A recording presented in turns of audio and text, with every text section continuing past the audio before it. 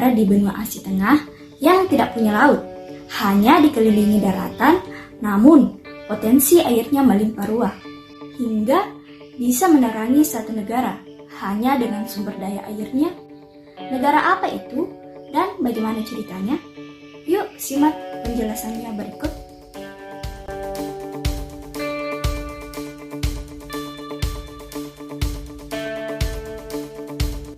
Negara ini terletak di wilayah Asia Tengah yang berbatasan langsung dengan Afghanistan, Pakistan, dan Tiongkok. Dulunya merupakan wilayah bagian dari Uni Soviet yang kemudian terpecah seiring dengan runtuhnya Uni Soviet. Masyarakat dunia mengenalnya dengan nama Tajikistan.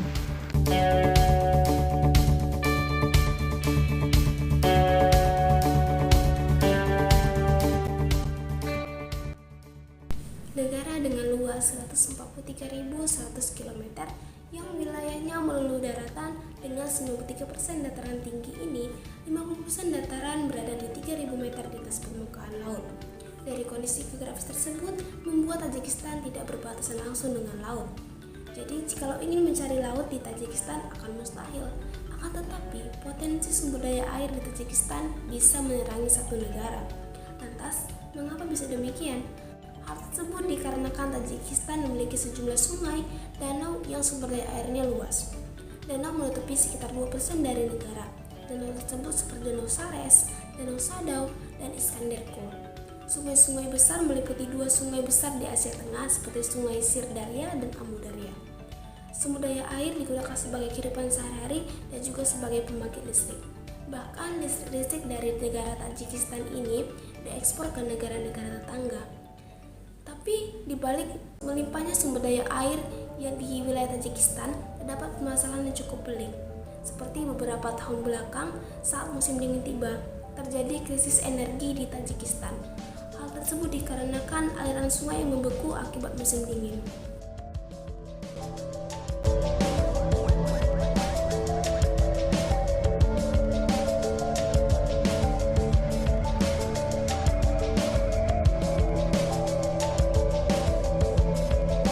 Pada awal tahun 2007, terjadi musim dingin terparah dalam sejarah Asia Tengah. Suhu pada saat itu mencapai titik terendah sekitar minus 50 derajat Celcius.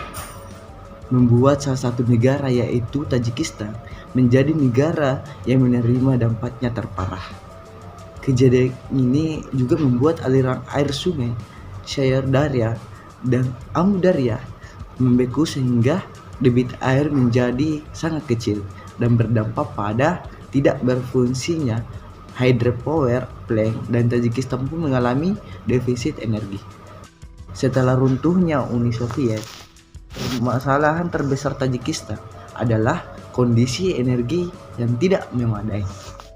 Menurut Eurasian Research Institute, kurang lebih sekitar 70% masyarakat Tajikistan mengalami krisis energi ketika musim dingin tiba.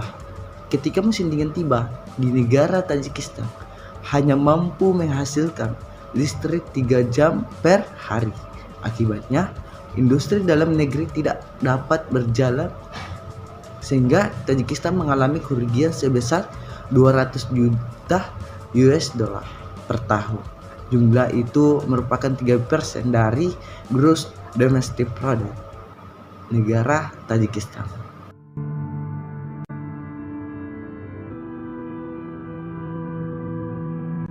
Jika membandingkan dengan beberapa negara bekas Uni Soviet lainnya, maka Tajikistan merupakan negara yang kurang berkembang. Produksi dalam negeri negara ini termasuk paling rendah di Asia Tengah. Salah satu masalah terbesarnya adalah mengenai infrastruktur penghasil listrik yang kurang memadai, sehingga masyarakat menderita kekurangan listrik sepanjang tahun. Krisis ini diperparah dengan Tajikistan yang belum melakukan investasi perihal pembangkit listrik, sehingga untuk melewati musim dingin, masyarakat Tajikistan menebang pohon untuk dijadikan kayu bakar guna menghangatkan diri, dan tentu saja hal tersebut berdampak pada bertambahnya emisi karbon di udara. Lalu, solusi apa yang ditempuh pemerintah Tajikistan untuk menghadapi masalah energi? Menurut data yang diberikan Bank Dunia, terdapat 3 opsi untuk menyelesaikan masalah krisis energi yang dialami negara Tajikistan. Yang pertama, melakukan reformasi finansial untuk meningkatkan power sektor. Yang kedua, mengeluarkan kebijakan untuk menghemat penggunaan energi. Yang ketiga, meningkatkan pemasukan energi baik impor, produksi dalam negeri, ataupun keduanya.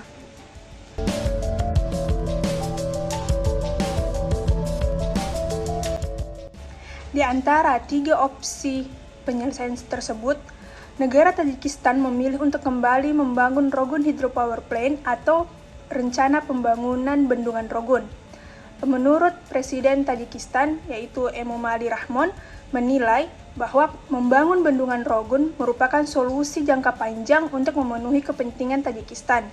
Selain untuk memenuhi energi, Tajikistan juga menggunakan bendungan Rogun ini sebagai identitas nasional negaranya.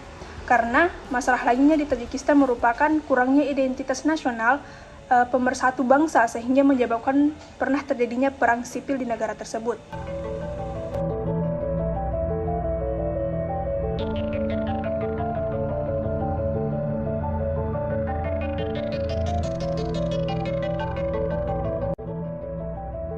Mega proyek Rogun HPP merupakan pembangunan yang ditinggalkan oleh Uni Soviet. Pembangunan tersebut tidak dilanjutkan karena runtuhnya Uni Soviet dan mulai lagi kembali dijalankan pada masa pemerintahan Emomali Rahmon. Rogun HPP ini nantinya menjadi bendungan terbesar di dunia dengan tinggi 355 meter dan volume air yang diperkirakan mencapai 13,5 km kubik.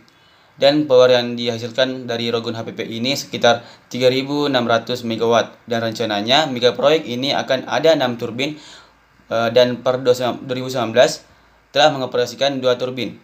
Bila ini selesai, ditargetkan 2028 Tajikistan akan menikmati swasembada energi yang mencukupi kebutuhan di dalam negeri di segala musim. Selain itu, adanya hydropower di Tajikistan membuat emisi karbon yang dihasilkan negara tersebut rendah. Negara mencatat bahwa kontribusi Tajikistan terhadap emisi global sangat rendah karena 95% listrik dihasilkan dari pembangkit listrik tenaga air rendah karbon. Dan pemerintah Tajikistan juga telah berkomitmen untuk mengembangkan lebih dari 700 MW energi terbarukan pada 2030.